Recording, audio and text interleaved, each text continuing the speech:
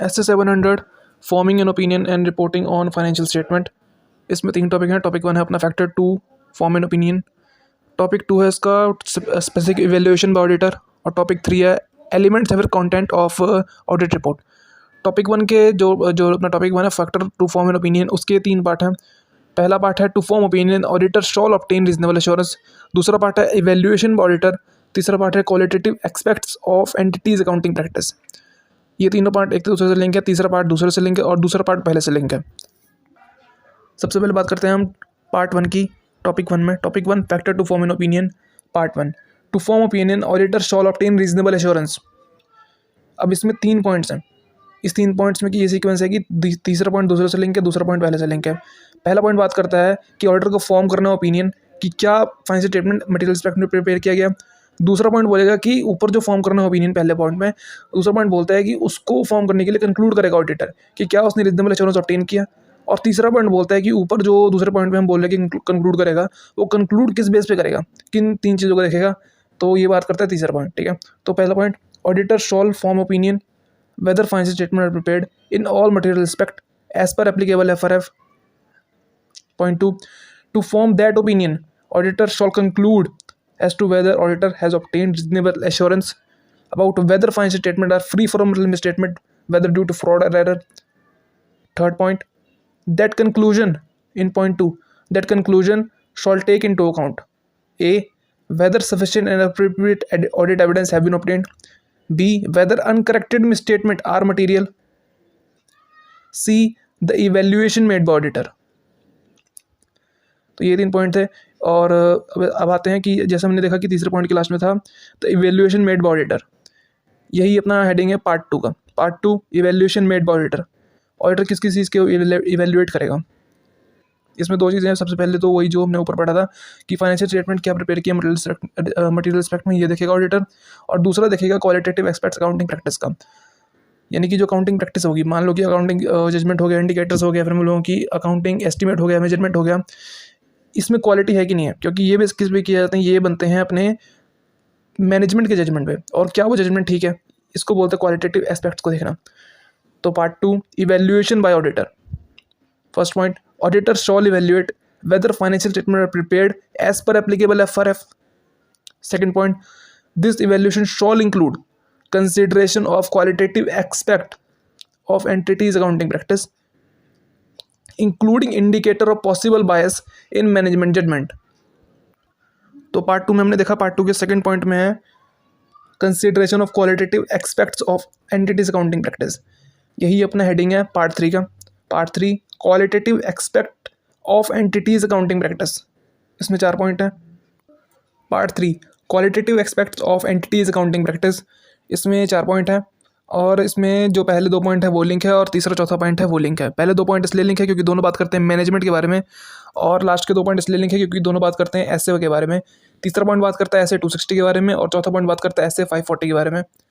सबसे पहला पॉइंट बोलता है कि मैनेजमेंट जजमेंट के ऊपर अपना मतलब कि जो अपना मैनेजमेंट होता है वो जजमेंट मेक करता है किसी भी चीज़ के लिए। दूसरा पॉइंट बोलता है कि अगर ऑडिटर्स को इवैल्यूएट कर रहा है क्वालिटेटिव एक्सपर्ट्स को, तो ऑडिटर को अवेयर रहना पड़ेगा कि कुछ पॉसिबल बायस भी हो सकते हैं इस जजमेंट में। ठीक है, तो पहले 2 पॉइंट ये बोलते हैं।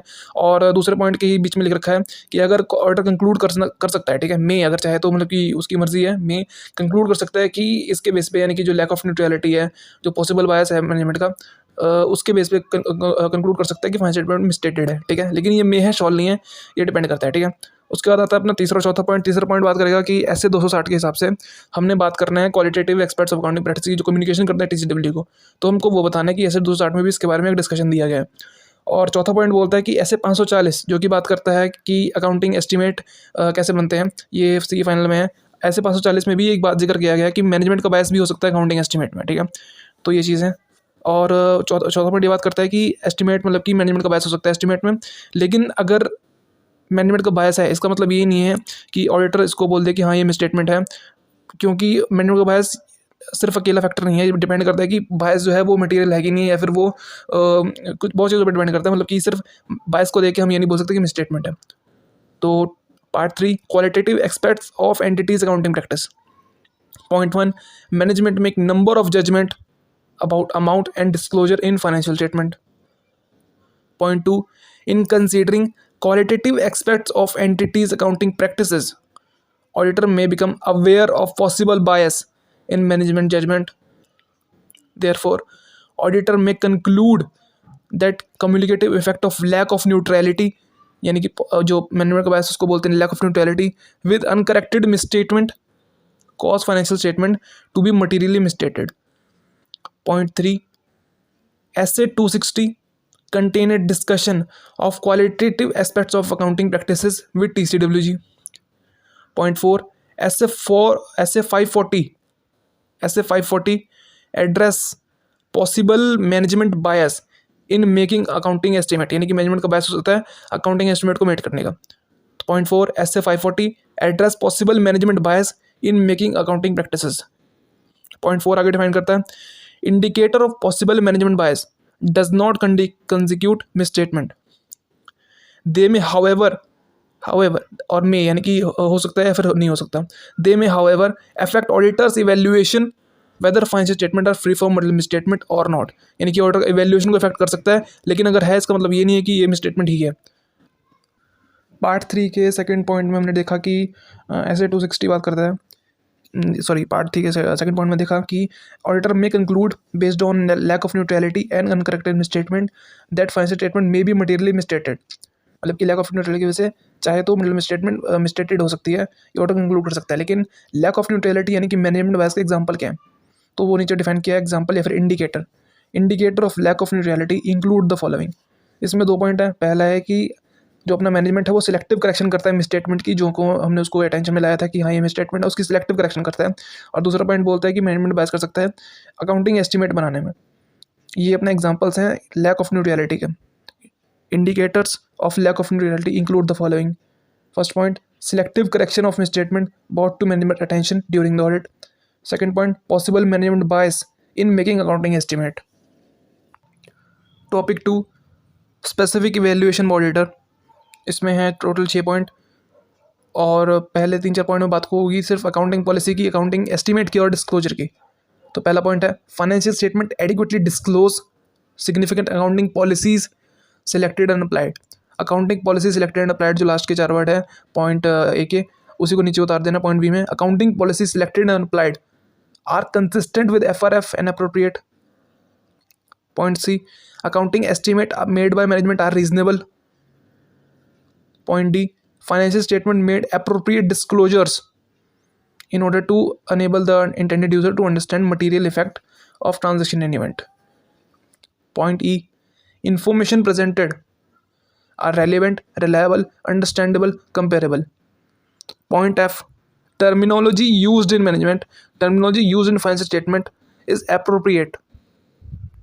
उसके बाद नीचे एक नोट है कि फाइनेंशियल स्टेटमेंट प्रिपेयर किया गया FRF के अकॉर्डिंग, ये कैसे पता लगेगा. FRF का मतलब होता है fair presentation framework. Fair presentation को अलग कर दो और फ्रेमवर्क को अलग कर दो.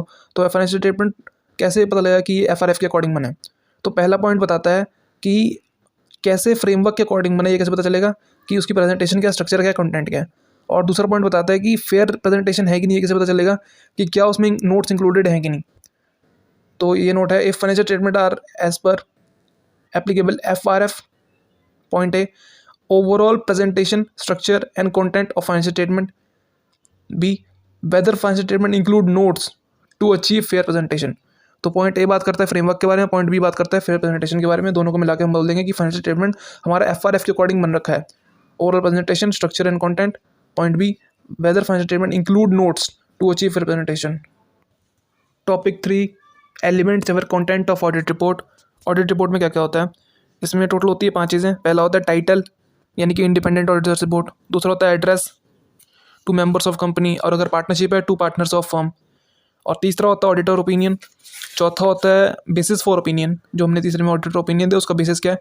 और पांचवा होता है गोइंग कंसर्न, जिसको बोलते हैं मुर्ग para, material uncertainty related to going concern. जो तीसरा है ऑडिटर्स ओपिनियन, उसमें 2 पैरा होते हैं. और जो चौथा है बेसिस फॉर ओपिनियन, उसमें भी 2 पैरा होते हैं. जो पहला पैरा होता है ऑडिटर ओपिनियन में, वो एक बेसिक इंट्रोडक्शन देता है कि कौन सी एंटिटी को हमने ऑडिट किया है, फाइनेंशियल स्टेटमेंट को ऑडिट किया है सब. और जो पैरा 2 होता है ऑडिटर ओपिनियन का, वो एक्चुअल ओपिनियन देता है कि अपना ओपिनियन है क्या, मॉडिफाइड है कि क्वालिफाइड है कि ये सब है.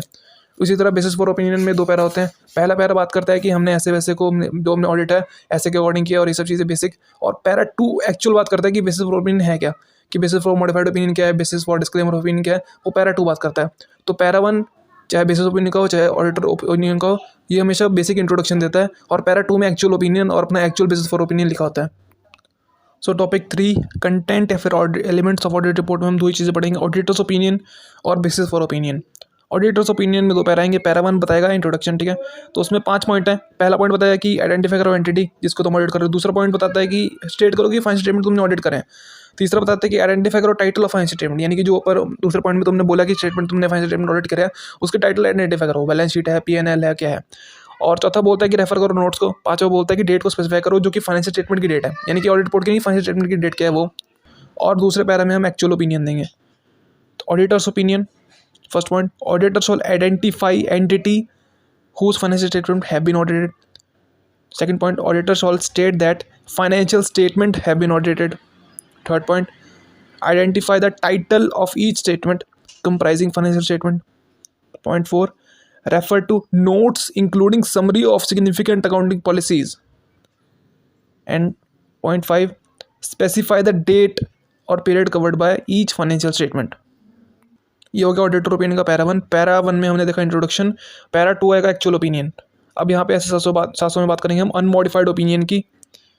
When expressing unmodified opinion auditor shall use one of the following phrases, यानी कि नीचे दो फ्रेज दे रखे हैं, दो अपने कोड दे रखे हैं, उनमें से कोई एक को भी यूज़ कर सकता है ऑडिटर, और दोनों इक्विवेलेंट है, ठीक है।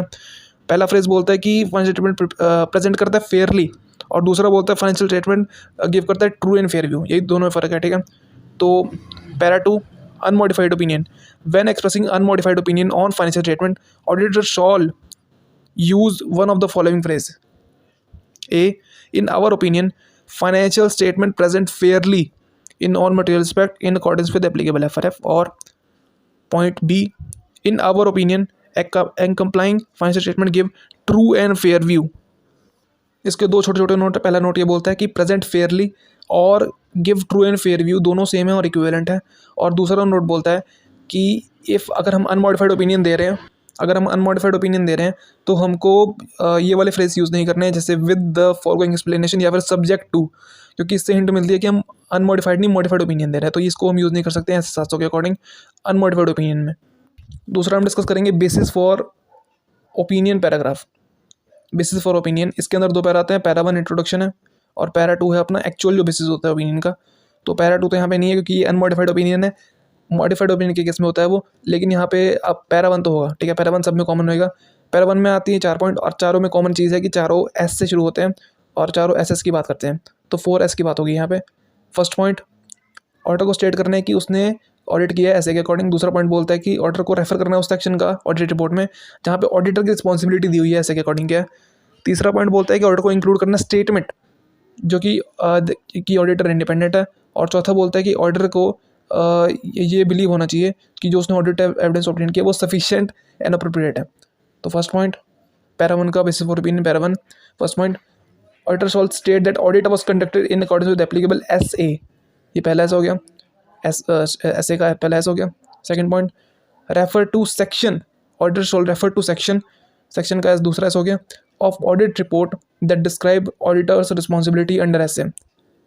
Third point, auditor shall include a statement, ये स्टेटमेंट का तीसरा ऐसा हो गया, that auditor is independent of entity. चौथा point, auditor shall state whether financial statement believe